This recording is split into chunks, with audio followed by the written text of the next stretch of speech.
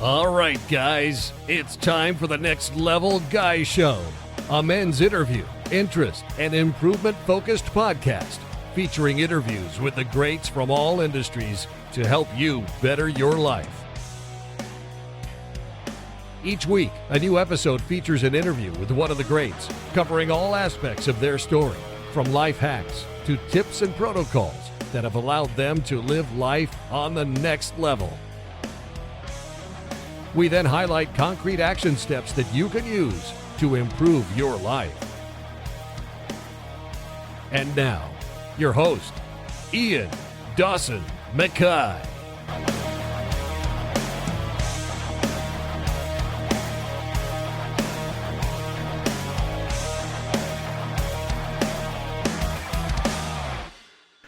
And today's guest is Matt Doogue. Matt is a professional photographer with a passion for capturing unique and stunning macro shots, focusing on capturing the intricate beauty of the natural world. He's worked with some of the most respected names in the industry and has been featured in National Geographic, BBC Earth and Canon. His new book on macro photography is now available at Amazon. Matt has not been shy about his mental health struggles, and his openness, vulnerability and honesty is refreshing and amazing. He's so helpful in breaking down the stigma BS that we as men are holding in society about what makes us men and what's acceptable for male mental health. He's a dedicated conservationist and wildlife enthusiast who uses his platform to help create debate and understanding on men's mental health, as well as to raise awareness and support for environmental issues. From highlighting the beauty of the natural world, leading outdoor trips and holidays, and teaching others, he's helping to educate and inspire others to protect our planet's natural state. And in this interview, we discuss how you can help your mental health and how you can use your passions to discover yourself and change your life for the better. Please note, we do cover some topics that you may find emotional, triggering and upsetting, but I feel these are key topics that need to be discussed, and Matt talks freely and openly about his journey and what he's found to work. And these are messages that need to be shared to today's men. We need to have these conversations, to have these discussions, to talk freely about who we are as men, what we need help and support with, and learn how to live life on our own journey and terms. And now, let's get to the interview.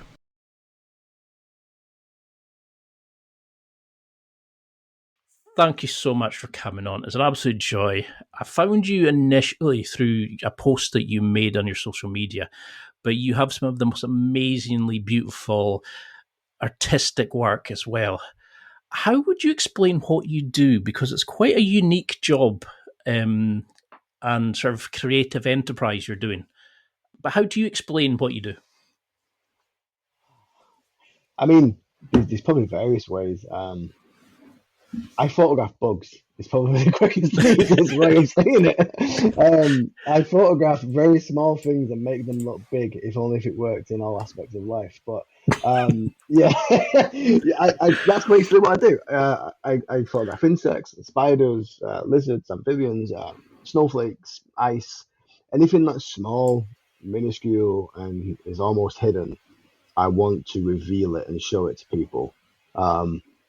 And it ties in very well with my mental health and the whole ethos around mental health and who we are as people. And when we hide away behind fakeness and fake personas and fake masks, etc., etc. So it all comes full circle for me. But yeah, that's basically what I do is I photograph very small things and I make them life size. And I hope that through my photography, I get to inspire people and make them ask questions about things, you know? Do you think that's part of like what inspired you initially? Because the macro photography lets you sort of expose parts of society that we don't get to see, and it shines a light and it kind of blows it up into so we can actually see it. Is that part of the joy, and also links to the mental health where we kind of all, as men, we hide it. We all try to be powerful, I'll sort it on my own kind of attitude, whereas actually the worst thing we can do as men.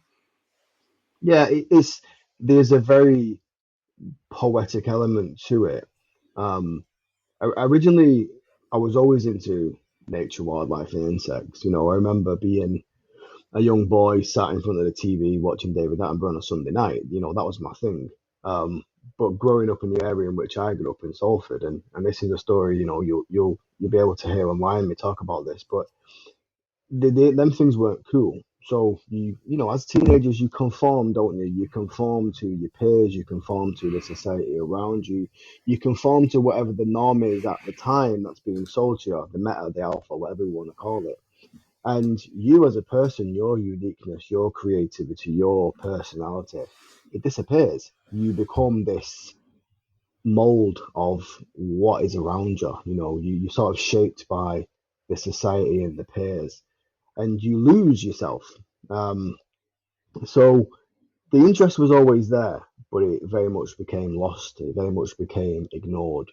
And then through my years of being a teenage lad and being a bit of an idiot and a bit of a dickhead and doing silly things and being with silly people, let's just say, like I say, you become this fake person. And then when I had my breakdown, my first real heavy breakdown, it was almost that I wanted to rediscover who I was. And I was like, well, I'm going to just tap back into these happy moments from when I was a kid. And, I highlighted what they were.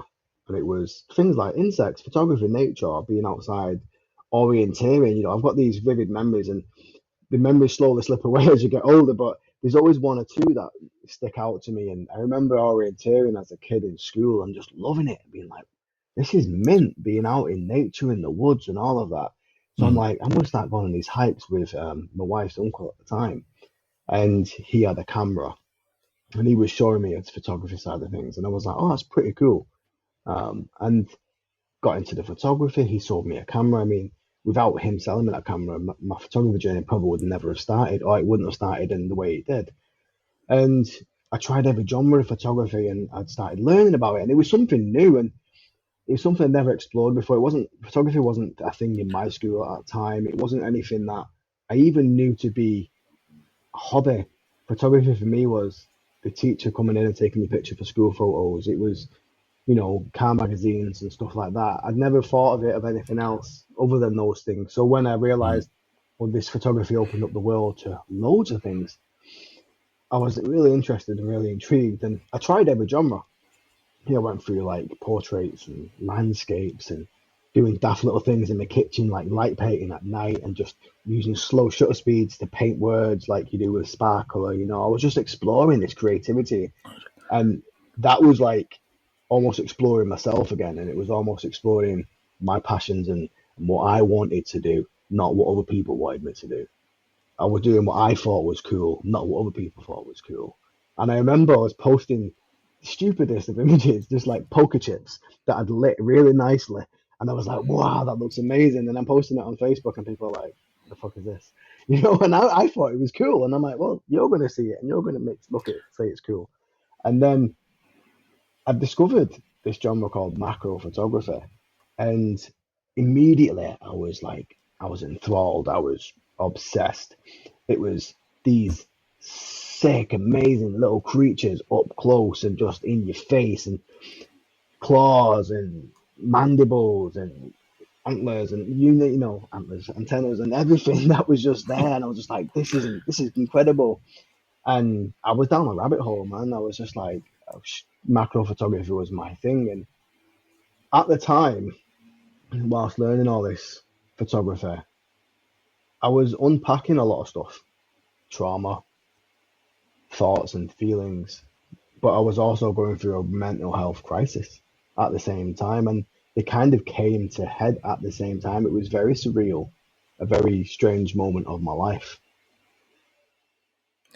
I love how you come alive when you talk about macro, when the photography, you can see that creative. It's almost like how I found with the podcast, because when I was a kid, you would go out and you'd fail, you'd play football, you'd learn skills, you'd go out in dinghies and you go explore and you do all these sorts of things. But then as an adult, suddenly oh no, people might judge you. Oh no, you can't do that. That might affect your career. Be married by 30, have kids by 40, do X, and it's a very similar, because when I found your post, I've been struggling with depression, I've had OCD, intrusive thoughts, and I know what it's like when you're sitting there thinking, I don't have that life that I'm supposed to have. And mm, you start beating the shit out of yourself, but you don't want to mm, take a risk. And I definitely feel like my contract at my current job is coming to an end. I decided to take a severance package, and I was like, I don't know who I am anymore. And when I found your post where it said, you can be here at the lowest point and you can actually find yourself, don't you know, like the best is yet to come. That mm. really inspired me. And I know it helps so many people. But as men, you lose yourself because you're trying to portray a character rather than the authentic version of yourself, which is Yeah. a very long way of saying, can you tell me a little bit about your, like, what were you like as a youngster? Because you've talked there about, going out and exploring with your uncle, etc. But you also want to Mm, cater for your mum. How do mm. you think that shaped? Did you think you were expected to lead, to be in charge of things and not to kind of explore? You took on responsibility at such a young age? Yeah, I mean, so my mum, um, rest her soul now, but she had multiple sclerosis, and I was probably her main carer from the age of maybe about 14, 15. I was always caring for her in some aspects of my life, but I became a real Mm, full-on main carer from the age of 14, 15. And that 100% contributed to my mental health crisis because I mean, I know this now, but I didn't know it then. I was suffering with abandonment issues. So abandonment issues are usually from people who are adopted or parents have given them up or they've got no, that type of thing. And they suffer with this abandonment issue. And essentially that's what I was having because my mum was taken away from me. I didn't have your normal mum. My mum was in a wheelchair. I was at the end of all of her frustration. So when she was frustrated that she couldn't do anything, it was me who got it in the neck. At the same time, I was having to do my own washing, my own cleaning. She had carers who would come in and do hers, but I would often be making the meals. So there was almost a part of me that was restricted to do anything. I had to stay with my mum and do things with my mum, and then I could go out and do my own thing with my friends. But it wasn't always like that. Um, and I probably was quite rebellious, and as a young boy growing up in school, I wasn't popular. I wasn't picked for your sport teams. I was the least sportiest person you'll fucking know. I mean, I've got two left feet. I cannot even kick a ball. You know what I mean? I can't run a bath. I'm that terrible. I mean, it's like, I am the least athletic person back then. And I see it now with young boys who are walking around and they're just struggling to make sense of the world and struggling to fit in with society. And that was me, hood up, dark clothing. And I became an idiot because other idiots found me funny and other idiots found me relatable. And I found them relatable because they were acting like me. But that was never really me. It was the mask. mm, It was the fakeness. It was, well, I'm suffering with these abandonment issues. I don't feel like I've got anyone. These boys, these people, this crew, whoever you want to call them, they're kind of accepting me a little bit. So I'm gonna latch on to that because I don't have anyone else kind of accepting me. Now my mum loved the bones off me, obviously, but she could never express that in a way in which a normal mum and son's relationship would happen. It just didn't happen because she was in a wheelchair. She couldn't move her legs, she couldn't move her arms. She has to operate with her head and touch buttons. She wasn't your typical mum. So I never had that real bond. Obviously, as a little boy, I had that bond, but when you're a teenage lad, when you need that guidance, no dad in the picture, and it's just like, well, where are you going to get that emotional connection from? Where are you going to get that support network? Well, it's going to be your peers, isn't it? It's going to be your friend group, and those were my people who I found a connection with. And you kind of do fall into this trap. And they say it's don't fall in with the wrong crowd.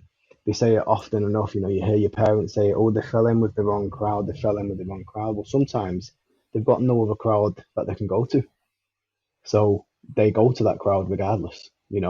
And I see it so much now, and I see it.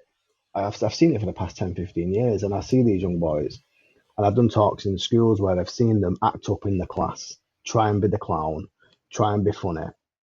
And it's for the attention. And when you say that it's for the attention, people think they just want to be looked at. No, they don't want to be looked at. They want to feel included. They want to feel part of something. They want to feel like they've got purpose. They want to feel like they've got something to do when they get up in the morning. And that's why they act up. That's why they be idiots. That's why they do stupid things, because people will say, nice one, well done, haha, you're funny. And then they feel something, because the chances are when they go home, they don't feel that. Do you know what I mean? So that was my childhood and sort of my young teens up until sort of my late teens, early 20s, and that's when things just started going out of control and spiraling out of control. And I always say it was the mask was beginning to get cracked, and those cracked appeared like depression and anxiety and paranoia and anger management. That was the cracks appearing in the fake avatar that I'd created, this fake version of me that I thought needed to be present in the world in order for me to feel loved and for me to feel part of something. Because I think that would probably hit home to a lot of men listening just now. I mean, I've got a very academically gifted brother, a very popular sister. That did make her sound very dodgy, actually. But, you know, I mean, I always felt like I was the black sheep, you know, like, and I know what you mean when you think you've kind of, like, my dad he wasn't very good at connecting and being able, because he just didn't get it from his family, so he didn't know how to do that. And you know, my mom was the amazing person, but she had plenty of jobs and she was always out doing stuff. So I always felt like I didn't really have a guiding point. And I think that's what they have, like a lot of men. They don't have a role model. And I think it's like, you know, like Good Will Hunting, the film, where they're on about his friends, and one of them's like, oh, I don't know why he hangs out with these idiots. And they're like, because if and the guy says to him, well, if he asked any of his friends, they would take a bat to anybody. You know, they would cave the head in of somebody because they're there. It's whatever they need, they're going to help their friend. And a lot of men don't have a role model. So we look for it elsewhere and we find bad versions of role models and we try to fit in. But you're not allowed to talk about your emotions. You're not allowed to talk about feelings of rage or not fitting in, because girls can talk, but we're meant to be strong, silent. You're meant to fix your problems and be, you know, the Cary Grants, the big, strong, dominant guys. And, you know, like when people were saying about Tony Soprano going to therapy, that was, oh, don't be silly, that would never happen. And you're like, there's plenty of guys now going and doing therapy, which I've done talk therapy, CBT, NLP and that. These things are life-changing. But when we were younger, they didn't exist. How do you think, like, what were your red flags? For me, it's things like my flat starts getting messy. I've started to notice my trigger points. But did you notice your issues then, or did you slowly learn them as you grew? I 100% had no clue. I knew I had a short temper, but I always, what would the word be here? Justified it by saying, well, I've got a disabled mum, so I've got a reason to be pissed off at the world. But the reality was that was just an excuse. You know, my mum was disabled. She was disabled. Me being angry wasn't really, maybe it kind of did influence my anger, but it wasn't the sole purpose of my anger. It wasn't the source of my anger, not at all. Did it contribute to it? Of course it did. But as a young teenage lad, there was no real flags other than I just never felt like anybody give a shit about me, to be honest. I just felt like nobody ever wanted me as a friend, a real friend. Nobody ever wanted me as, you know, in their team, in their crew, other than these sort of muppets that I ended up befriending. But as a young man, you know, in my 20s, and especially now, you know, into my late 30s, I 100% recognize my flags. Like I get straight away when I'm feeling like, right, I need a day off. I need to go and do a float therapy tank session. I need to go and do a workout. I need to have a cold dip. You know, I need to have me time and just lock myself away for 4 hours on the PlayStation, you know, whatever it might be. I need to get out with my camera. My camera has been my elixir for life for a long, long time. Yeah. And I recognize it. But some days, the thing that I want to do, which is like photography, I get mad anxiety about going out. So I don't go out. So I know the thing that can kill me essentially for the day is on the other side of that door, but I can't get outside the door. You know, it's crippling because the anxiety is crippling at times. But I do I put on weight quite easy, so I know when I'm putting on the weight, I know my mental health is dropping, you know. And there's this, I don't know if it's just the new generation and the age of social media, but there's always this like pressure to say, oh, I'm cured of my mental health problems, or that's me done now. I don't have depression. That's bullshit. It never goes away. It's there. Mm. It's consistently there, and it will always be there. And that acceptance of knowing that it's always going to be there is it's fundamental in you getting through life. You know, if you had one arm, you would accept that you've got one arm, and you would cope and you would make reasonable adjustments in your life, as would your friends, your peers, your family, to accommodate you with one arm. Mental health should be no different. And when you begin to realize that and you go, well, you know what? Yeah, I do struggle. I do struggle sometimes making sense of the world. I do struggle sometimes in social situations. I do struggle sometimes with worrying about things and creating scenarios in my head that might not necessarily be true. That's fine. That is absolutely fine, because that's just you. You know, some people obviously have a medical condition where they may need treatment, and some of us, men like me, you, and whoever else listening to this, might think, you know what, I just have a lot of shit going on, and I just Mm. have no one to talk to, and sometimes it gets too much, and sometimes I need an outlet. But recognizing the things, some people struggle to do that, and then that's why talking like in these podcasts and being so open and being so honest online and in social media helps, because they resonate with it and they go, shit, I've never thought about it like that, or you actually sound like me, or you remind me of me. And I mean, I've had people say, you remind me of my brother, and now I understand what he was going through. You remind me of my late husband, I understand what he was going through now. Or you've allowed me to be able to talk to my son because I've listened to what you've said on the podcast or in your tweets or whatever. And we can learn great things from books. There's great knowledge there, but you learn so much more from experience and hearing other people talk about what they've done in life. And I think the more we do that, the more we do things like this, men will listen and they'll be like, yeah, that's me. All right, I get it now. I do have to do this, or I might have to do that, or I might need to go here. All right, cool. And they can get on and they can move on and they can move forward. But it's tricky. It is a tricky thing to know when you're struggling. But once you've found that sort of pattern and you recognize them patterns, you can then start putting in actions to control it. Yeah. I mean, it rings a bell. I mean, every time I listen to one of your interviews, you're so deep and passionate and open and honest about it, and I think that really helps so many people, because I can remember sitting there just thinking, what do I do now? I've got the nice house, well, the flat. I bought a car. What else? What more am I to do? And I could remember thinking, what do I do? What do I do? And I've just constantly gone through rumination, OCD, obsessive thoughts, intrusive thoughts. And it was because you can't put it out and be open and honest about, that I started feeling suicidal. I started feeling fed up of life. I started feeling like I would sleep in most weekends and not want to be, I would want to stay in bed rather than be awake, because I thought, what's the point in life? And Mm-hmm. I know that there's so many people that are going through that just now. You putting this out there and helping so many people, it's life changing. And I think that's the thing, is we don't get told what we're to do.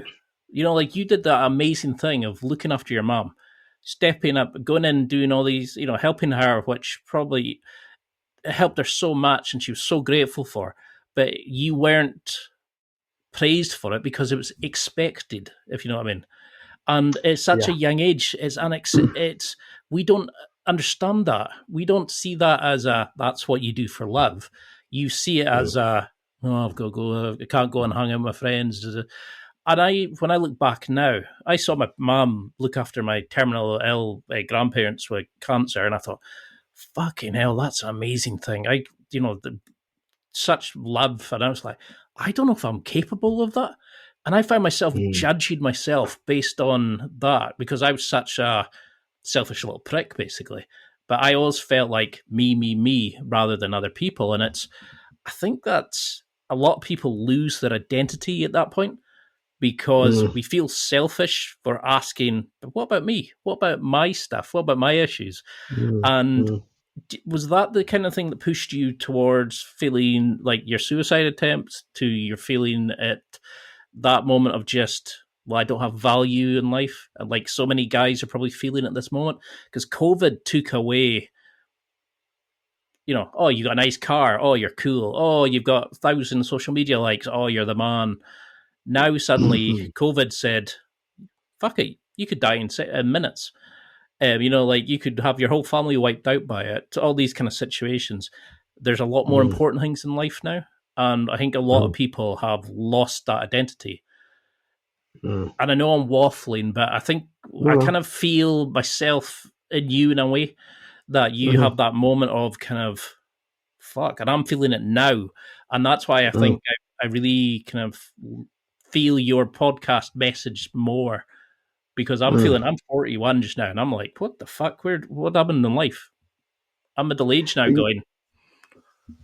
But this is the thing, isn't it? Right? So the clear part of your sentence there at the end was, I'm 41 and I'm thinking, what the fuck am I doing with my life? Or what most men might think is, what the fuck have I done with my life? Well, you lived, you're 41, you're still here. There's something to be hugely fucking proud of. You probably had many interactions with many people. You probably made many people smile, laugh, joke. You've probably made some people's birthdays, Christmases, whatever. You've done good things. You're still here. But why do we always do that? Why do we always say, what am I going to do with my life? Like, we need to do something. Like, we need a purpose. Like, we need to tick a box, right? And that's because of society. It's conformity, isn't it? It's that you see the social media posts of maybe someone you went to school with, maybe someone you just know in the area, maybe it's some influencer. And they're smashing life, what you would see as smashing life, right? Because that's your perspective, and your perspective is different to my perspective. Your perspective of someone smashing life could be completely different to my perspective of someone smashing life. See, when you said on the conversation when we got started that you lived in the Highlands and it was very rural and there was fuck all about, to you that might have been a shit perspective for life. You came to, where you live now, and you're like, now there's pubs and takeaways everywhere. Whereas for me, it's the opposite. For me, it's like, living out in the sticks with just sheep as my neighbours sounds like my idea of paradise. So perspective is completely different from everyone. And so when we compare ourselves to these other people and these things, it's the biggest thief for joy. You've seen that, but you are comparing something to something that doesn't really actually exist, and especially when it comes to social media, And my suicide attempts, and it was twice, and the first time was, I'm like, what's the fucking point? Like, I've been here for however many years. I've lost my job. This, that, and the other was happening to me. Like, I don't even know who I am. I don't even know if I can be who I want to be. And it wasn't, and you'll hear this a lot, and you'll hear people say this, it wasn't that I wanted to die. I didn't want to die. Of course not. I just wanted to fucking rest. I just wanted to stop. Like, I just wanted to be like, you know what? I'm clocking out. That's it. Done. You're fed up with feeling burnt out.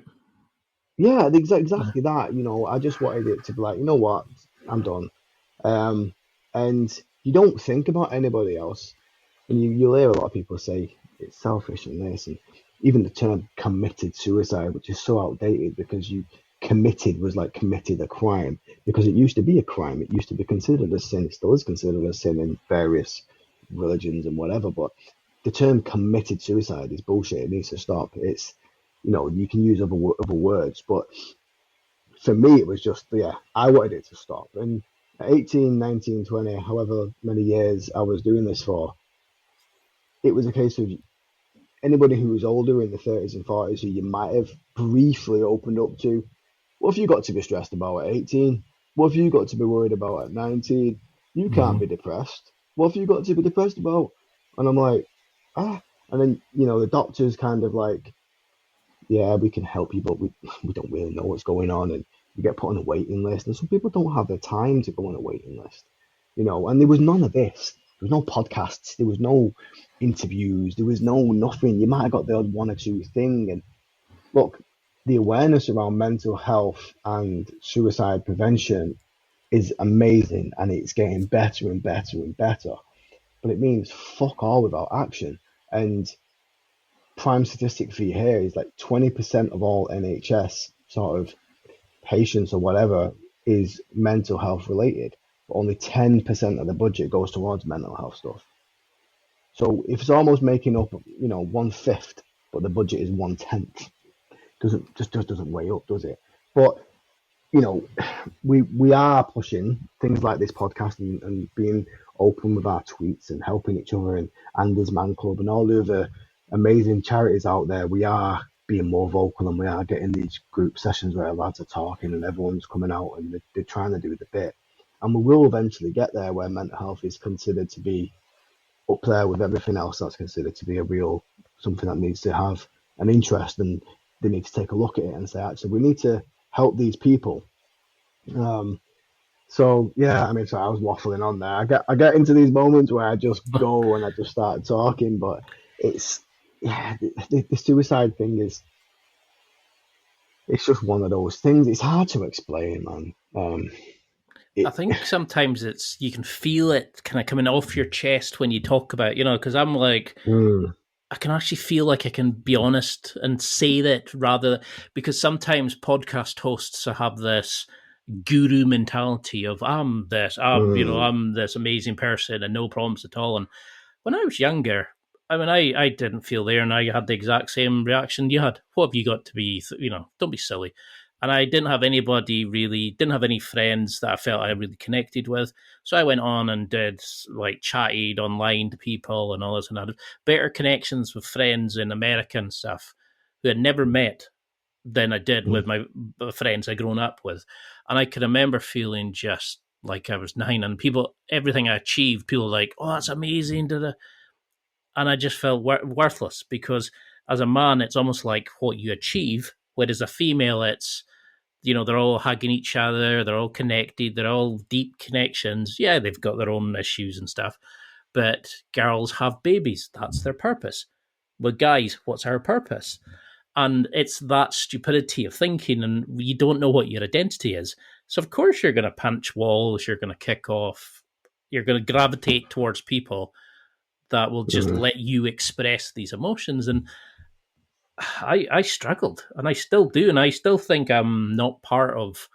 I'm sitting in a bar sometimes with friends at work, and I'm going, why am I here? I shouldn't be here. I don't fit in. I don't connect to these people. And now the more open I've been, the more helpful it's been by saying, no, I'm not all right.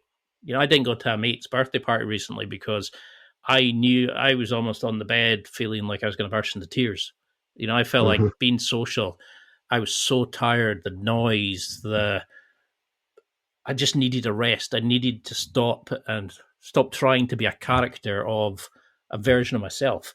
And when I found how beautifully you were in other interviews explaining this, I was like, fuck, you get it. You're open and honest, and I'm not surprised you're helping so many people. Was there a point that you just thought, nah, enough's enough? Or because when I went to the doctors and got antidepressants, yeah, they kind of worked for a while, but I didn't put enough actions in till I exercised and tried talk therapy. And also, if I talk about it, I keep the problem alive. I need to then go and act on it. What worked for you to kind of start shining a light in that dark place you're in? I suppose it was a mix of things. One, I didn't actually want to die. I didn't want to die. That was a key thing here. Realizing that, I was lucky enough that I had a small child, and I knew I had really something here to live for. I kind of wanted to beat myself. Sounds weird, but I wanted to say to myself, fuck you, I'm going to destroy you. I'm gonna prove to you that you are better than what you think you are, type attitude. I'd let so many people for so long tell me and convince me that I was shit from being in primary school, and this is like, you're not picked for the football teams, or you're not picked to play sports, or you're not picked to be with the cool kids, or you're not this, you're not that, you're not the other. For so many years, people telling me that I was worthless. You know what I mean? And I'm like, fuck that, I'm gonna prove to everyone that I am worth something. And I remember vividly being in the doctors, and when I eventually got to the doctors, and I didn't know what the fuck to say. Like, I was just like, well, if I start telling him what I'm thinking, he's going to be like, woof, straight to Meadowbrook. Now, Meadowbrook was the mental hospital at Salford Hospital. And I'm like, he's going to section me and boom, see you later. Because that's all we knew about mental health was people in white jackets. And we were sold this fucking story, wasn't we, by, the media, the schools, your peers, whatever. Disney movies where you have the villain who's psychotic and they're in these white coats. We're painted this picture that mental health is something that is really bad, and that you hear the term you're a schizo or you're nuts, and you hear all these nasty things growing up that you think mental health. Oh, if I've got mental health, I'm done for. Like, that's me. So when I'm in this doctor's surgery, I'm like, shit. What do I say? And I remember them calling me out, and I had a full-on panic attack because I'm like, what's going on? I actually thought I was having a heart attack. I'm like, oh well, that's me. See you later. And doctors, got me in the room, and they were like, what's wrong? And I just went, blah. And it was just verbal diarrhea. I was crying, and I couldn't breathe. And I'm just like, and I was speaking, and he's like, slow down, breathe. I start from the beginning. What is going on? And I just came out with everything. And I think I was in there for like 45 minutes. I was sweating, I was dripping. I mean, at this point, I think I was like 9.5 stone. I'd lost so much weight. Wish I was 9.5 stone now, mind you. But and it was like, fuck. And yeah, and they were like, right, basically give me a shopping list. When it went out, it's like, I'm diagnosed with this. You need to go here for anger management. You need to wait on this list to speak to this person about this, that, and the other. And I'm like, okay, fuck, I'm fucked. I'm broke. That's me. I'm done. And they prescribed me antidepressants. And I think I took them for like 3 weeks. And this weird thing started. Probably like the little tiniest spark from there was like, I don't need these antidepressants. Now, I will not say this to anyone. If a doctor prescribes you antidepressants, take them, because some people need them. And I will never say, don't take antidepressants. That's not what I will ever say. They didn't work for me personally. And that was a personal choice that I took when I said, fuck this, I'm going to do it without them. I am not advocating for you to do that. I'm not advocating for anyone who's listening to this to do that. This is just my journey, and I'm just telling you that experience. And it was literally the same week where I said I'm going to do it without them that the photography kind of came in. And that's why I said they kind of came in at the same time. Call it fate, call it whatever, call it the universe guiding you, whatever. It just went whoop, and they came at the same time. And that stole all of the worry away from me. I sort of put all of that bad negative energy into this hobby, because when I was out with the camera and when I was learning photography, it almost erased everything that was going on. And I know it now, but that was actually mindfulness, because you're mindful, you're in the moment, you're doing something. And I'd never had that opportunity to do anything like that before. Thinking about it, yeah, maybe gaming's your mindfulness moment. But other than that, I'd never had it. And so that's when the photography kind of hit home for me. And I'm like, this is actually helping me get better. This is slowing the traffic down in my head. This is actually, I did a couple of cones and a couple of lights and a couple of navigation zones to direct thoughts here, and here. And it's giving me time to think. It's giving me time to process shit. It's like a defrag for the brain. It was amazing. And the more I did photography, the better I felt. And when I speak to people now in my job, a mental health first aider, a mental health ambassador for the whole company, and a lot of people come to me for chats, and I always use the analogy of your brain is like a jar, and your jar is more often than not always 50% full, because you have everyday life to deal with, everyday shit, all right? Whether it's someone cutting you up in the morning, whether it's something going wrong, small things, whether it's your job, whether it's your family, whatever. Your jar is always 50% full with some thoughts and processes, right? But then when you start storing trauma and you start storing these thoughts and feelings over your life, your jar becomes 60, 70, 80, 90, and it's 100% full. So then when these little traumas start adding up and adding up and adding up and adding up, now, when we talk about trauma, most people say you need a big trauma to be affected mentally. But these little traumas also build up to a big trauma. 10 1Ps make 10p. It's the same thing. So your jar is full. So then when these little traumas happen, well, they can't go in the jar. So they come out, they just keep spilling out and they keep spilling out. And then you can't control that. You've got no more jars to capture it. So you're spiraling out of control and you don't know how to process things. And that's what happens when you don't deal with certain things, when you don't have that acceptance, when you don't understand what's going on with your body, when you don't talk to people. And I do a great thing with the kids in schools, and I've not been in the school since COVID, but I will always bring up one of the girls, and she'll open her hand, and you might have heard this in an interview, but I'll ask her to put a textbook on her hand, and then she'll hold it out, and I'll be like, okay, so that textbook represents that. Now, 25% of your jar, that represents everyday stuff. Then I'll put another textbook on, and then I'll get another one, and another one, and another one, and another one, and eventually the hand buckles, and all the books drop. And like, so that signifies a mental health breakdown. That signifies you can no longer hold on to all of them thoughts. You just can't. It's too much, and you've collapsed. So we're going to go again, but I want you to tell me what you can do to help this situation. So I'll go in with 1 book, 2 book, 3 book, and she goes, it's getting heavy. Boom. There's your first trigger point. There's your first moment of acceptance. For you, it's when I'm staying in bed. It's when my bedroom's getting messy.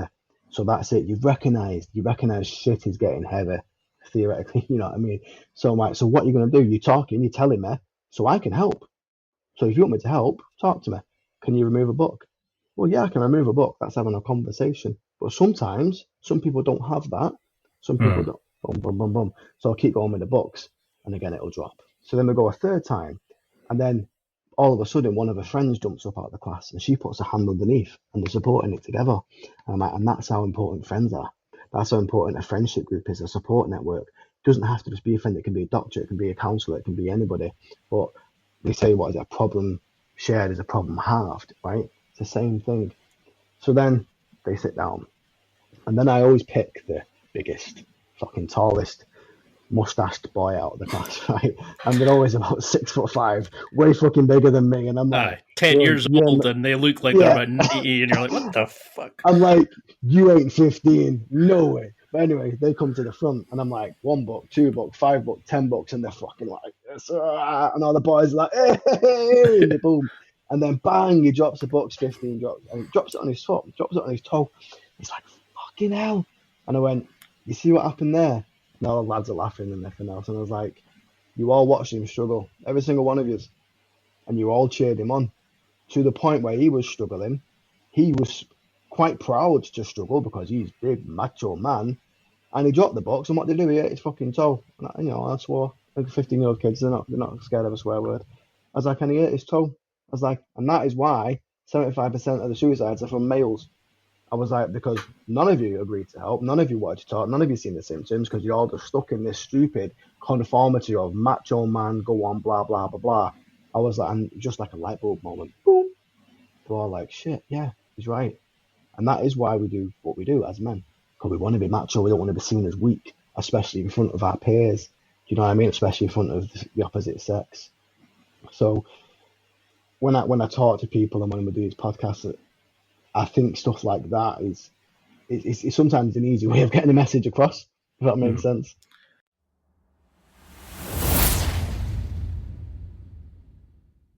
It's time for a quick break. There are millions of potential products to buy, so how do you know which ones are worth your hard-earned money? Simple. You go to nextlevelguy.com/affiliates and explore those that will transform and improve your life. You'll find deals, listener exclusives, and special offers with some great companies. Recommendations are 100% honest and only on items Ian has tried or believes in. The companies showcased will make you a better man in all areas of your life. Simply go to nextlevelguy.com/affiliates and level up.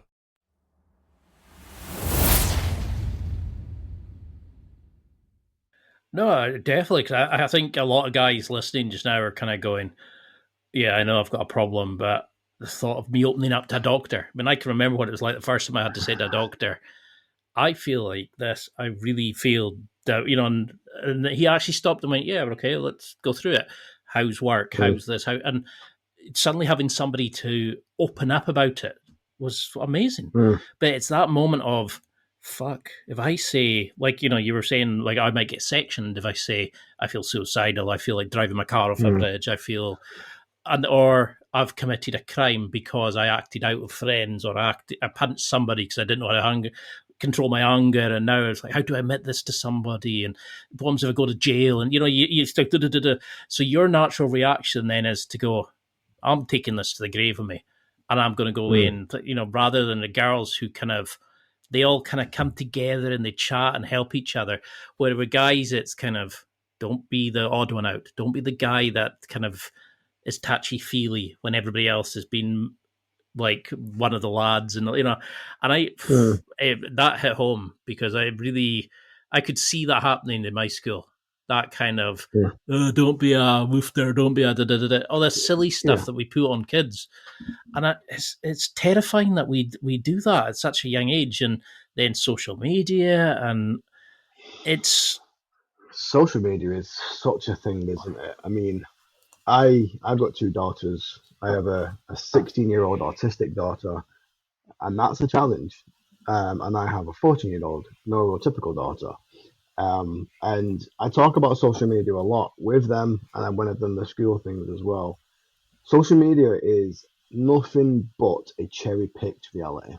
That is all you need to remember when you're looking at it. And I'm guilty of it too. Like, you'll see they'll tweet from me where I'm like, I'm having a shit day, and I'll be open as well. But we only ever post the good stuff on social media. I've done it with the photography. I actually did a thing 2-3 years ago. I just started posting blurred shots, crop shots that didn't make sense, and people are like, "The fuck is this?" And I'm like, "Well, this is the stuff that you don't see." Yeah. I go out in that field for 2 hours. I don't just get bang, bang, bang, great shot after great shot. No, the heck. I put in the work, and it takes me time and time again, trial and error.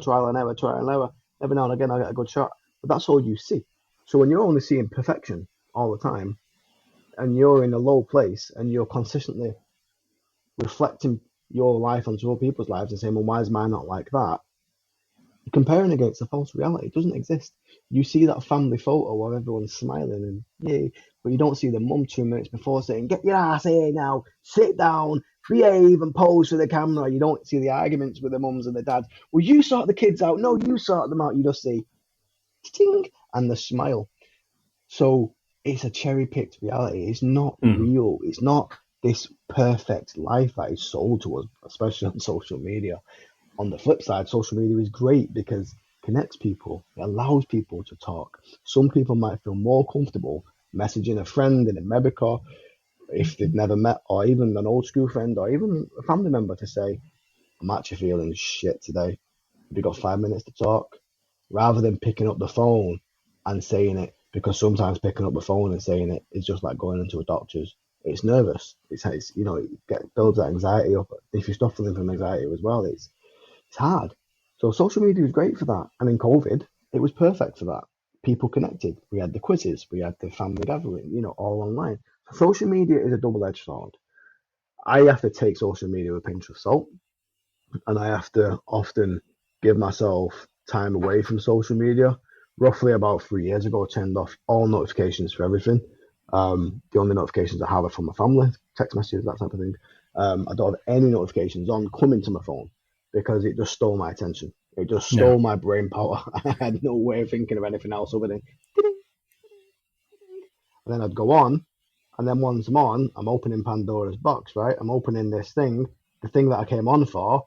I forgot about 2 minutes ago because I'm now scrolling for an hour, looking at Jeff in the Barbados, looking at Rory, just got a brand new car, looking at, and these are just names I'm making up, but looking at whatever, and I'm like, fuck. And it comes back to what you said. What am I doing with my life? I'm 41, look at these, they're all smashing it. What the fuck am I doing? You start feeling shit. Why? You're comparing it to a false narrative, a false reality. Yeah, people might have good things going on. They definitely have bad things going on too, just like you do. Nothing is perfect. Nobody's perfect. Nobody's got a perfect life. Even your millionaires are unhappy. Do you know what I mean? It's a yin and yang, isn't it? It's a balance. It's a dark and the light. It's always going to be there. There's always going to be shit. There's always going to be good. And it's about where you put your energy, where you put your thoughts. If you're consistently stuck in a bubble of negativity, you're just going to be spiraling in there forever. Every now and again, you've got to say, actually, you know what? This is good in my life. I'm going to start concentrating on the good things that happen today. And if 80% of your day is shit, concentrate on 20% that was good. Because I guarantee you the next day you'll start looking for the good and you'll be like, well, 30% was good, 40% was good, 50% was good. Before you know it, you get to that acceptance level and say, well, some of it was shit, some of it was good. Nah, that's just life. Mm. Do you know what I mean? I remember reading somewhere somebody saying, did you really have a bad day, or was 20 minutes bad and that's all you're remembering because it was an emotional time? And Mm. how because I think COVID helped because so many people could be open, because at a distance they could say, do you know what, actually I'm not feeling right. And you weren't in face to face with somebody, which you Mm-hmm. would maybe have to say at a family gathering. And I think I interviewed a guy called Steve Cam ages ago, and he wrote a post about the berserker rage, about how Mm. berserkers would go crazy and battle and all that. They build themselves up. And he said, well, what about using that as a berserker confidence? Just that Mm. 20 seconds of grab yourself, no matter how you do it, and just be open and honest and say how you're feeling, or go to the Mm. doctor, go and try this, go and ask for help, because it can be life changing. And a lot of men will be sitting just now thinking, yeah, but I can't, that, and you can feel the weight getting pressed on the chest. You can find the Mm. excuses and that. And sometimes it Of just course. needs that 20 seconds of, fuck it, I'm going to go and say this. I need to go speak to the doctor. I need to do this. Because I found that I've actually got it written. Where is it? It's up here somewhere. Create, not consume. When I created the Mm. podcast, I interviewed people because I couldn't find the answers to why am I unhappy? Why am I not connecting with people? Why my relationship's not working? Because nobody wanted to admit, oh, I had a bad breakup and I'm still pining for my ex. Nobody wanted to admit these weaknesses. It's like social media. You're comparing your entire life to somebody's cherry picked highlights on it, and judging Mm. your ability of your value as a person on it. It's stupidity, but we all do it. And I think that's the problem, is we consume it all. You don't know what to do. So you put all the emotions in. You don't know how to talk to people, especially if you're a man. And then you start internally destroying yourself about it. We as men don't know what to do. We just don't see a value in our lives. So you start thinking, I'm going to go drink drugs, casual sex. I'm going to go break up my marriage because I don't want her to see me like this. So I'll Mm. go and cheat because it's easier than putting her through this. And we Mm. do such stupid things as men. And since I started the podcast, just being able to speak to amazing people like yourself has changed my life. It helps Mm. me mentally. It helps me with techniques, changing it. I've had people write to me and say, that episode really helped me. I had a guy tell me about stabbing his wife because he was an alcoholic. And I was like, fucking hell. And then when he said about how much it helped him come to terms with his issues and how he helps other people now as a psychiatrist deal with those kind of problems. I've had Mm. a guy who went to jail tell me about how just writing a CV for some new prisoners coming out would make them feel like somebody actually valued them. That was the nicest thing Mm. somebody had ever done for them, helping them go apply for a job, because no one else had ever taken some time. They were just a prisoner. He was treating them like a real Mm. person. And he said just things like that. And it really hit home of, fuck, like these things could change lives. And if I could help anybody, that would blow my mind. And I really hope somebody can take things from each of these episodes, because you being open and honest like that is potentially saving lives. And I know you're probably helping people. You helped me just by listening to your podcast, gave me that reminder of kind of, you can make the change. You don't have to be there and here's your flags and here's how to see it. That, like Mm. the book thing you talked about in an interview, I was like, bloody hell, that hit home. And it Mm. reminded me of that little Ian. That sounded so wrong. That little version of Ian being in that school, seeing that and how much that would have helped me, rather than finding it at a 30, 40-year-old man going, I wish I'd known that when I was there. I wish I had somebody like Matt when I was younger. I'm probably Mm. talking far more than I would do in a normal interview, because I think you're kind of opening up that part of me that never gets Mhm. out there. And I love how you use your creating of art to help you. Do you think that's Mm. what you get from photography? That it's that creation of art, that putting something out into the world rather than consuming it from the world? Yeah, 100%. And the photography, it allows me to showcase the beauty of this world, which we definitely take for granted. And it helps my mental health, of course it does. Funny thing about the book, when I was writing the book, sort of last year and the year before, I didn't pick up the camera for about a year afterwards because I was fucking bored of photography. When you're writing about it for a whole god knows how long, you're like, I don't want to see a camera. Like, get a camera away. You know what I mean? And I was just like, but no. But it becomes that it's funny. cathartic fix, writing the book, putting the Yeah. emotions out. Yeah, and I've even put in a bit about mindfulness in there and the benefits of nature for your mental health. And I've said this to all my friends and my family and anyone who asks about, I'm struggling and stuff. I'm like, first and foremost, always go to a doctor, always go and seek a professional. I am not a professional, but I'll tell you one thing that did help me: getting outside. And you'll hear people say, go for a walk when you're pissed off. Go and cool down for 5 minutes. Go for a walk. Yeah, go for a walk. Because once you're outside, I guarantee you, things start making more sense. Things become a lot clearer. Because when you're trapped in the moment, you're trapped in the moment. So realize that word. You are trapped in the moment. Get out of the moment. Get out of the situation. Go outside. Things become clearer. And nature has a special, powerful ability to center you and bring you back right to the present. Just live in that moment. If you're walking down a path and a piece of rain drops on your head, what are you thinking about? You're not thinking about the argument. You're thinking about, shit, rain just dropped on my head. When a bird lands in front of you or it's in the tree next to you singing, what are you thinking about? You're thinking about the bird. You're not thinking about anything else. So if you actually put yourself in that situation where you've got nature, trees, that even the smells of a forest alone has been proven to calm you down and relax you. You put yourself in these elements, you're giving your brain a fucking real good chance of just resetting, switching off, calming down. And then when that happens, your jar starts emptying. I can now process things. I can now deal with shit. I can go back and I can be like, right, I'm gonna tackle this. I'm gonna deal with this head on. But you said something there when you were talking, and you said, these weaknesses. Now, why are the weaknesses? Why do we do that? Why do we say weaknesses? They're not weaknesses. They're just things that are happening. Yeah. But why are they labeled as weak? Why do we have something labeled as weak, something that's strong? Why do we say that because you're doing this, it's weak? Because that's why men don't cry, because it's weak. It's fucking not weak. I cried this morning. I'll be honest with you, because I'm having a tough situation with my daughter right now, and it's tough. No fault of her own. I would love to take everything away from her that she's going through right now, but there's a tough situation. And it was this morning, and I was like, fuck. And I had a cry. 5 weeks ago, driving to work, I had a cry. Because do you know what? It helps. Do you know what I mean? You just have to get it out there. You feel that pressure, you feel all that noise, and you're just like, and you have a cry. Have a cry to yourself, man. Fucking go and cry. I don't care. Nobody gives a shit. Like, nobody cares if you cry.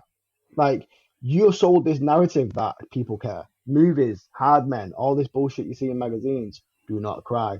Fuck off. Cry. Because they don't care if you cry, and you don't care if they cry. I don't care if you cry.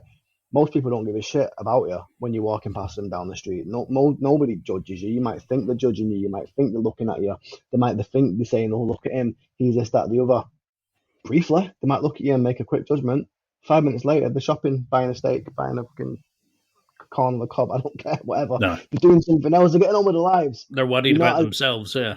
You're not as important as you think you are. You're really not. And I mean that in the sense of, you're not in people's minds all the time, and we get so confused with ourselves that we think people are going to be doing these things, judging us and thinking nasty shit about us if we just ask for help. No, if you are struggling, go and get some help. Go and talk, because I guarantee you, if you broke your fucking leg, you'd be in the hospital and you'd be saying, put a cast on me and give me some crutches so I can navigate life. Your mental health is no different. Go to the hospitals, go to the doctors and say, put a cast on me and give me some crutches to get through life. The crutches might be the antidepressants. The cast might be a counsellor. Just a different word, just a different meaning. It's still the treatment. treatment is treatment. You know what I mean? And I think as men, yeah, we do have this pressure put on us still from society. It's still there. It is getting better, of course it is, but it's still there.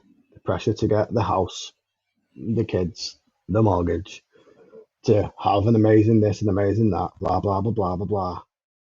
None of it matters if you're not happy. None of it matters a fucking bean if you are not happy. Do never, ever sacrifice your mental health and happiness just to please other people. And I learned that when I tried to kill myself. And I'll never do that again. No. I am 100% my own biggest fan, my own biggest backer now. And, you know, that's why I do the things I do. I mean, maybe that's the journey that you had to go on to get to that point, because you're there to help people who are going through that. And I sometimes think, I look back and I say to people who have done really bad things and have said, maybe you needed to go through that in your life to get to that point where you realized to stop other people doing it, or to have that insight to be able to help people and change their lives and do all these sort of things. And I mean, I remember that first time I cried after I was in love with this girl. She split up with me. I felt like my soul and heart had been ripped out. And I remember saying to my brother that I was so close to tears. And he said, "Yeah, crying's good." He goes, "I cry." And suddenly having this manly brother of mine, I was like, what? And then it helped our relationship because we were being open and honest. And he was telling me about mental health things that he did after he broke up with his girlfriends and stuff. And, you know, it can be like going for a walk. It can be creation of a new hobby. I mean, I found jiu-jitsu was the first time I felt completely tired, like not mentally. It physically, it had let me put everything out, all the problems, all the stress in the world. And after the training session, I felt, this is amazing. And that was my therapy. Serotonin boost. Like, you know, it was just that I got kicked shitless by little girls who'd been doing it for like a 150-pound purple belt and stuff, you know. But I mean, I was just kind of like, I can see the appeal of that. And, you know, for you, it's photography. For me, it's jiu-jitsu or the podcast. And I stopped doing it because I couldn't be as good as I wanted to be. And now I need to get back to it because I realized that I've given up jiu-jitsu because of someone else's opinion of me not being perfect. And that's how stupid, you know. And I think that's the thing just now. So if guys are listening, archery, jiu-jitsu, whatever it is, how do you use photography to create mindfulness practice? How could we use whatever the hobby is to create that mindfulness? Is it just giving yourself out into that moment where that creation, that kind of being out and switching off from the noise helps, do you think? Yeah. I mean, with photography, especially in nature, you know, you have, like I said before, it has that ability to just do that for you. And with any hobby, it's a redirection of energy, isn't it? It's a redirection of your thoughts. So you're not sat at home twiddling your thumbs thinking this, that, and the other, blah, blah, blah, blah. You're actually thinking, shit, I'm going to get out of this fucking chin lock. Or how am I going to photograph this insect? How am I going to compose this shot? How am I going to light this photograph? How am I going to get this bow in that archery fucking target or whatever? You know, and most recently, the last 2 years, I've gone on a mad, crazy fitness journey. You know, I've been doing all these fundraising activities. I've been doing these crazy challenges. So for me, it's been training as well as photographer. So now I've got two outlets. You know, if anything, the training's took over. It's become a bit of an obsession, to be honest. But I have two outlets now. So I'm like, right, if I'm needing to redirect the thoughts, I might go and do a 10K row. I might go and jump in the ice bath. And ice baths are great, by the way, for your mental health. Or I might go out on the camera. It's not so much necessarily the hobby or the genre. There's not like a specific, like, oh, photography will do this. That's not how it works. It's you're giving yourself something to do in the plainest sense of the thing. You're giving yourself something to think about other than life, other than what you're worried about, other than what you're stressing about. And that is what mindfulness is. It's being in the present moment. It's living in the moment. It's not predicting a future that's not happened yet, and then you start living in that future, which is fucking stupid because you're living in something that technically does not exist. So that's crazy. You're not living in the past. You're not thinking about the past, because why would you worry about something that you cannot literally change anymore? Yeah, you might have feelings about it, Yeah, people might have opinions about it, but there's fuck all you can do about it. Yeah. So just move on from it. The great thing about mindfulness and hobbies and things like that is you're doing it there, then, that moment, right now. You're talking, boom. You're acting, boom. You're rowing, boom. You're in a cold plunge. You're fucking out photographing. You're out running. You're out in a headlock and you're getting battered in some jiu-jitsu fucking rolling mat somewhere. That's what it's about. And I think that we are naturally driven, especially as just humans in general, to have a goal, right? From being born, you're told goals, and your goals are, well, you are man, you must produce. You are this, you must do that. We're all goal orientated, and we're all trying to build and write our own story. Whether we knew it or whether we know it, that's happening, right? We're all trying to create our own story. Goes back to what you said. What am I going to do now at age 41? That's chapter 12, right? You're writing this story. So write it, do it. Start thinking about these things, you know what I mean? And setting goals is a fucking fantastic way of doing it. With once I got the photography, it was like, all right, I want to win a competition. I want to learn how to do photography in this way. I want to learn this genre. They're goals. I'm moving the goalposts all the time, so I'm keeping busy. I'm keeping climbing. With the challenges and the fundraising that I do now and the fitness, it's like, all right, I'm rowing. So I rowed 100 miles in a space of a month to raise funds for autism. Okay, that was great. I took 4 weeks off after that, and I felt like shit. All right, I need a new goal. So I set 1,000,000 meters. Don't ask me fucking why I said 1,000,000. It was crazy, but I did 1,000,000 meters over 5.5 months, and I raised 10.5 grand for Young Minds UK. They help kids get the help they need before they get to a crisis point. Great charity. And then I'm like, right, this is great. Me setting these goals, raising money and awareness, talking about mental health. This is helping me, it's helping others, and it's helping charities. All right, I'm going to set another goal. So then I actually just, in June, just back there, I rowed in the ocean. So I did 100 miles in the ocean, and I set a challenge and I set a goal. So setting goals is a great way of having that mindfulness and having access to that mindfulness and having access to that accomplishment, that feeling. Because let's be honest, we all love accomplishing things. We all love doing something and going, yeah, I fucking did that. I've done that. And when you're feeling shit and when you're feeling super low, there is nothing better than accomplishing a goal, because you're giving yourself a pat on the back. You put in the hard work. You got up every day. You did that. Buzzing, pat on the back. And then you feel mint about yourself. And then you're like, actually, you know what? I am good. I am worthy of life. I can get through all of this shit that's going on in my life. Boom, let's do it. That would have helped so many people. I mean, if I had heard that when I was younger, I'd have been like, fuck. That, because we stop pretending to be somebody then by being mindful and actually being in the moment and taking action, which I think being the creative hobbies helps, or just any action, because it makes you forget everything else, to stop playing the version of yourself. It's to actually be just feeling that moment. Like, that, I can't remember what they call it, where it's like the 5 senses, where you say what you can see, what you can feel, what you can hear, what you can, and just by doing that, you ground yourself to that moment when the noise is getting crazy and all that kind of stuff. And I've almost had a panic attack on a plane, feeling claustrophobic, and that really helped me going into my head, because I was stressing about work and all that. And just by feeling myself in the seat, seeing the fat guy in front of me, seeing the guy over there, I was like, okay, I'm here, I'm alive, I'm with family, I'm with friends. And it was just that moment of, stop thinking about the future, stop regretting about the past. You're here and now, have the conversation, enjoy the shitty plain food, and it was suddenly like, be present. And it's like, what you try to do, not have any bad things happen. Because you said in another interview about you need the bad to balance the good. And I love that, because if you don't have ups and downs in your life, what happens? Like a heart monitor, you flatline, you die. And I think that's the thing. We think bad things are a bad thing. They're not. It's part and parcel of life. We beat ourselves up about lessons. Lessons. They're lessons. I had this conversation, weirdly enough, yesterday with my 14-year-old daughter about sometimes days are bad.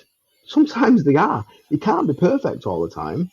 And it never is. It never has been. I don't know why people believe it can be a possibility. It can't be. The bad happens. You have light, you have dark. You have a knife, you have a fork. You have salt, you have pepper. There's always an opposite. There's always something going on. Look at science. It tells you. So, yeah, we have bad days. And we need the bad days to appreciate the good days.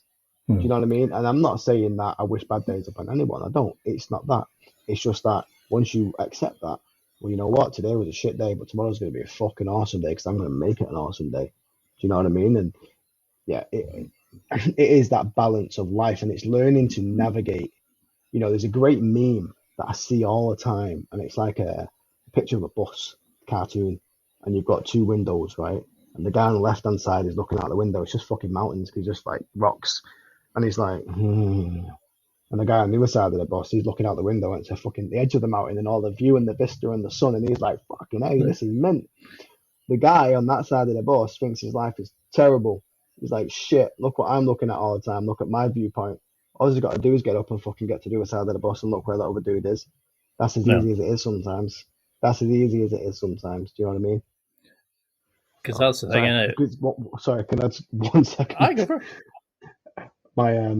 My wife and my daughter are getting in their cold plunge. So they're just waving outside. There's someone else there just getting in. Because that's the thing, we beat ourselves up. By taking action, you're actually doing something. You're actually going out and, we could talk about like sleep, we could talk about food, and I think sometimes just taking action, not try to be yourself, but actually going off and being the person that you're there.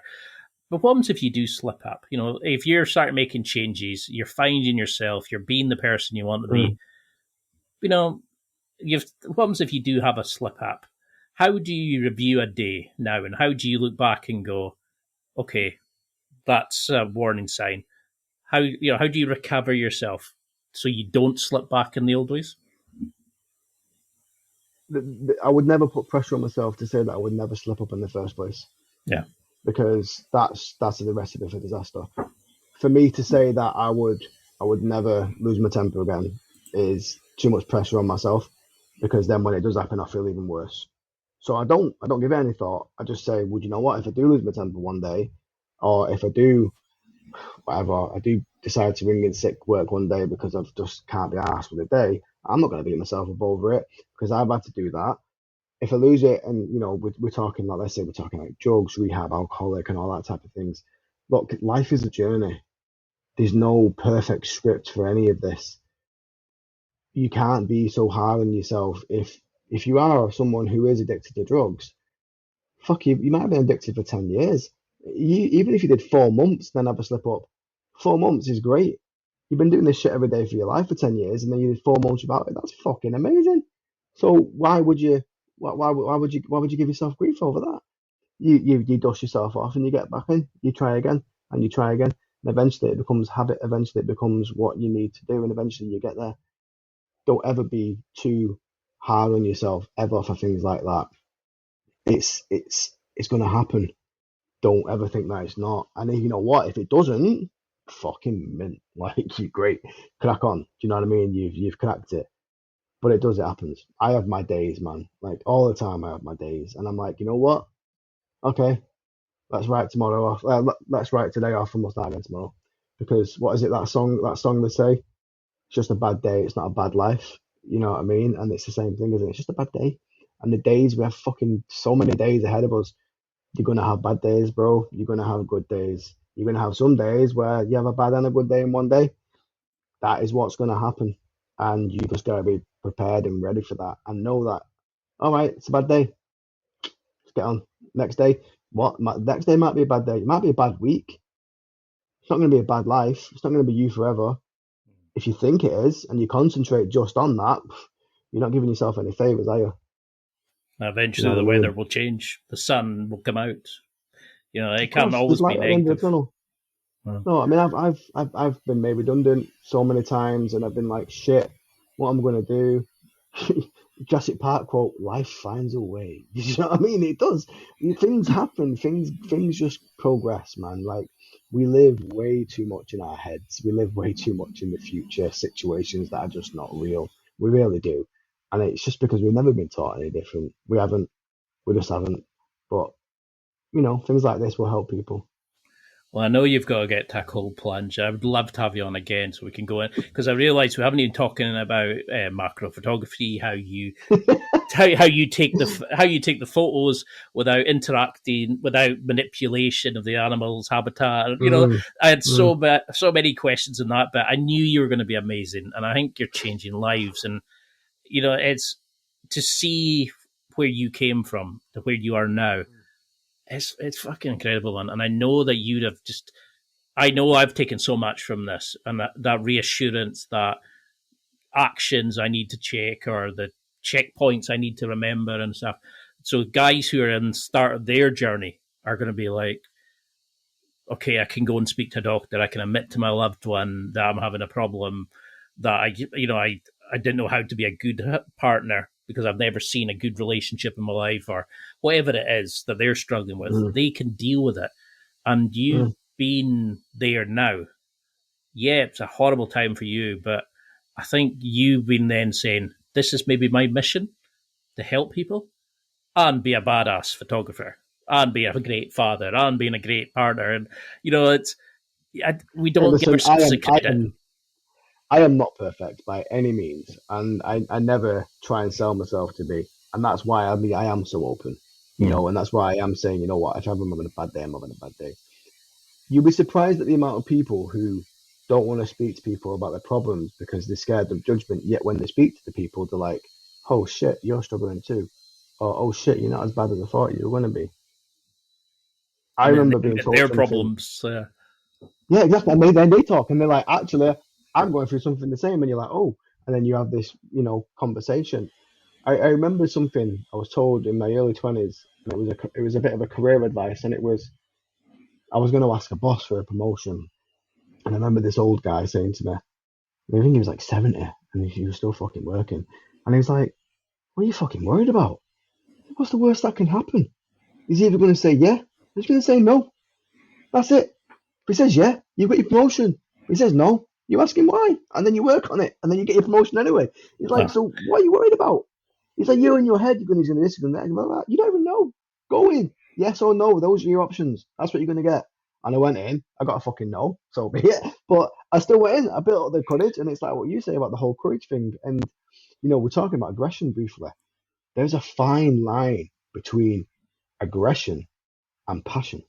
And I've read this and I've heard this on a podcast before. I think it's actually the same fucking drive and the same hormone, that aggression and passion are the same things.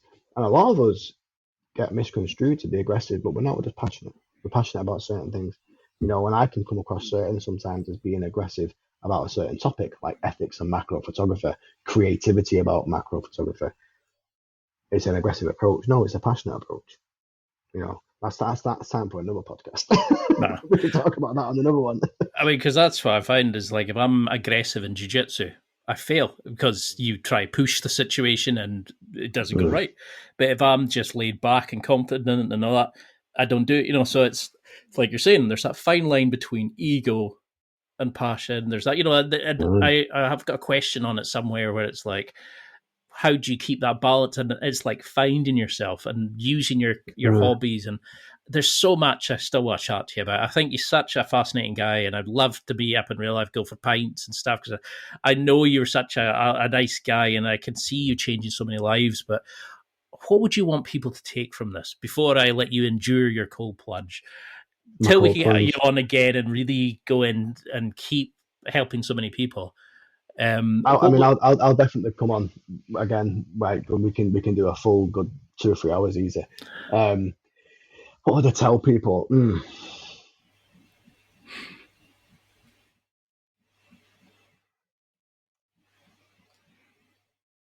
This is a tricky one because everyone's unique, right? Everyone is different, and we genuinely think that we're not different, and we genuinely think that we're stuck to a type of genre or box, and we're not. We're all completely unique and completely different.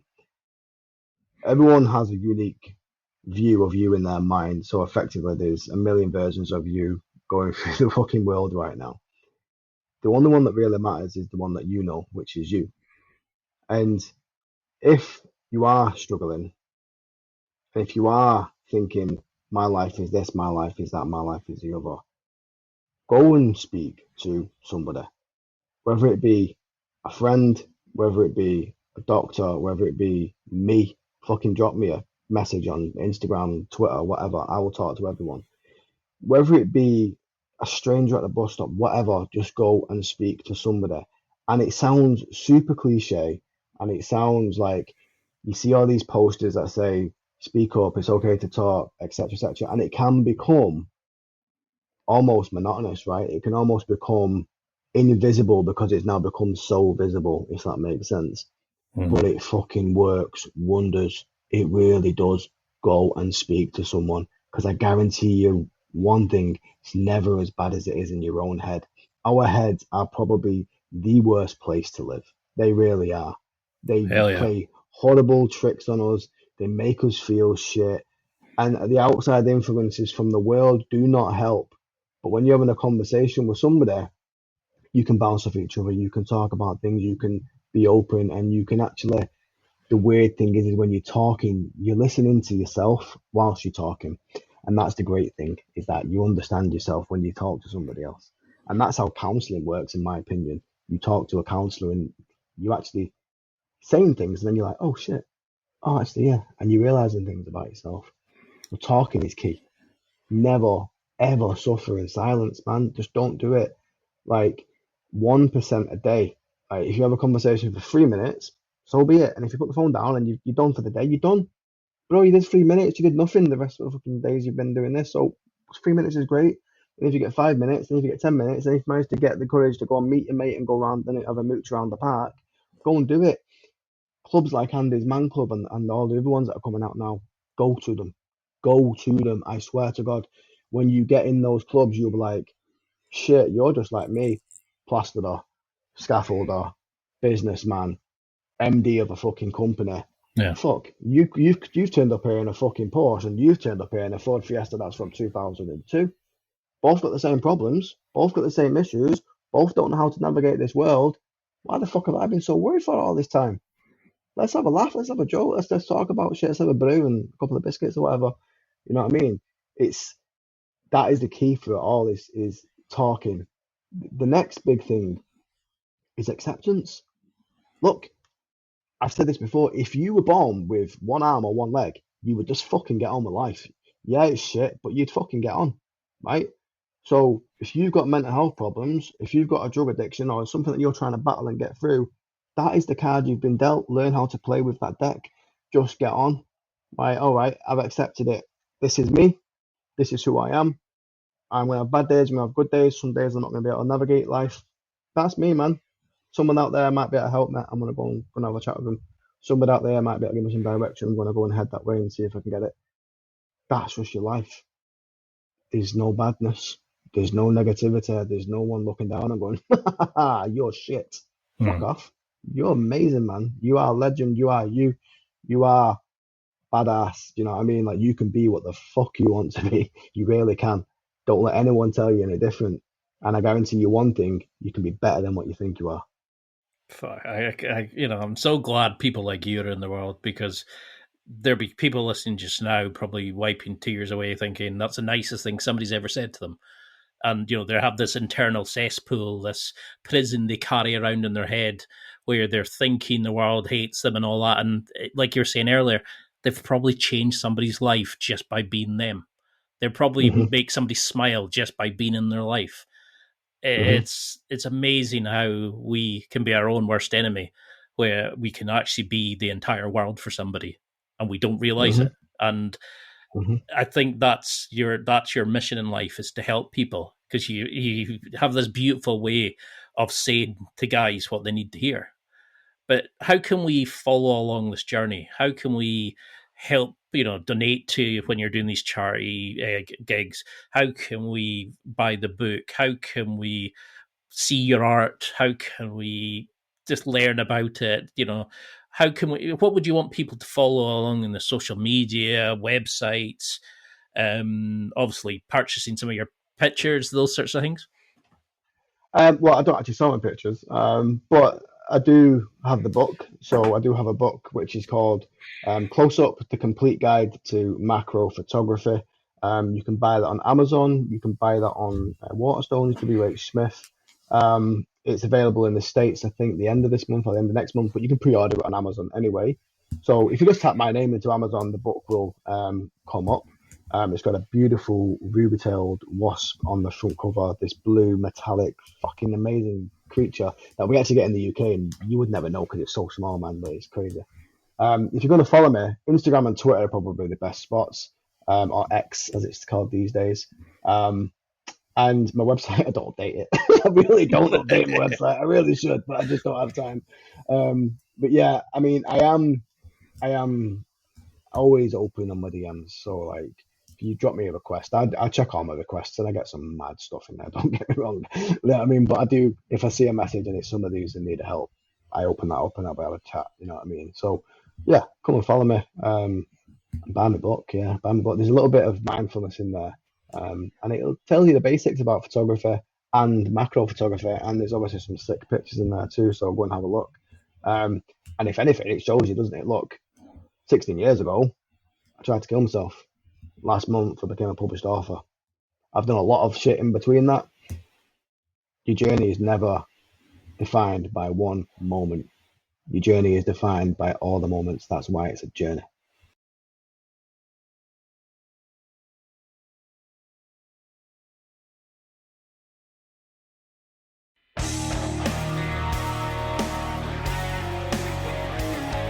Well, that's it for another week, and thank you for listening.